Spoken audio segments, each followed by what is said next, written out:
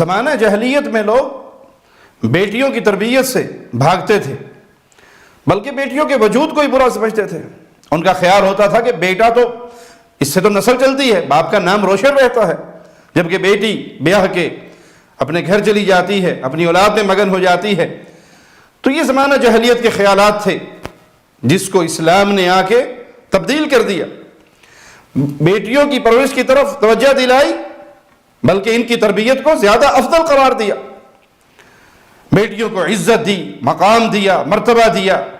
رسول اللہ صلی اللہ علیہ وسلم کا فرمان ہے کہ جس کے 3 بیٹیاں ہوں یا 3 بہنیں ہوں یا 2 بیٹیاں ہوں یا 2 بہنیں ہوں، اور وہ ان کے بارے میں اللہ سے ڈرتا رہے، ان کے ساتھ نیک سلوک کرتا رہے، ان کی اچھی پرورش کرتا رہے، یہاں تک کہ وہ بیاہ کر اپنے گھر چلی جائیں یا وہ فوت ہو جائیں، تو یہ 3 بیٹیاں یا 3 بہنیں، 2 بیٹیاں یا 2 بہنیں قیامت کے دن اس کے اور جہنم کے درمیان میں آڑ بن جائیں گی۔ تو بیٹیاں پیدا ہونے پر ماتھے پر بل نہیں ڈالنے چاہیے۔ انبیاء کے گھر بیٹیاں پیدا ہوتی تھی۔ احمد بن حنبل رحمہ اللہ نے اپنے بیٹے عبداللہ کو جب ان کے گھر بیٹی پیدا ہوئی یہی پیغام دیا کہ بیٹا نبیوں کے گھر بیٹیاں پیدا ہوتی ہیں۔ تو بیٹیاں پیدا ہونے پہ جن کا دل تنگ بڑھتا ہے وہ دیکھ لیں کہ ان کے اندر کون سی عادت ہے۔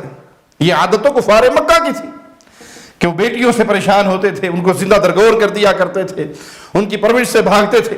بیٹیوں کے بارے میں اللہ سے ڈریے۔ کیا معنی اللہ سے ڈریے؟ ان کی نیک تربیت کیجئے۔ یہ نہیں ہے کہ آپ ان کو بے حیائی کے راستے پہ چلائیں، برائی کے سارے اسباب ان کے پاس مہیا کر دیں۔ بیٹی کو انٹرنیٹ آپ نے دیا ہوا ہے، اس کا اپنا کمپیوٹر ہے، اس کا اپنا لیپ ٹاپ ہے، اس کا اپنا موبائل ہے، وہ جب مرضی کال کرے، وہ جب مرضی آن کرے، وہ جو مرضی دیکھے، وہ جب مرضی نکلے، وہ جب مرضی آئے، وہ جہاں مرضی جائے۔ بیٹی بڑی لاڈلی ہے جی، ہمیں اپنی بیٹی پر بڑا اعتبار ہے۔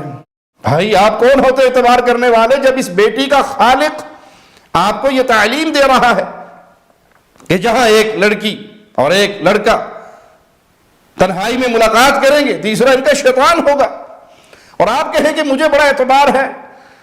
اور کتنے بدنصیب ہیں وہ لوگ جو دین کا نام بھی لیتے ہیں اور اپنی بیٹیوں کو دنیاوی تعلیم کے لیے دوسرے ملکوں میں تنہا بھیج دیتے ہیں۔